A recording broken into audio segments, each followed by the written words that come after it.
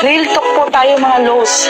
Ito ang realidad kapag pinasok mo ang mundo ng digital creator. Huwag mong aasahang susuportahan ka ng ibang taong nasa paligid mo o ang ibang totoong kakilala mo. Hindi yan sila magre-react sa mga post mo at malalaman mo pa na pinagtatawanan ka pa sa mga pinagagawa mo at pagpapakapuyat mo, makuha mo lang ang criteria na kailangan dito. Ang unang susuporta sa iyo ay ang mga taong hindi mo kilala o hindi ka kilala. Sila yung tutulong sa iyo para maabot mo ang hinahangan mo. Sila yung mga kapwa natin, content creator.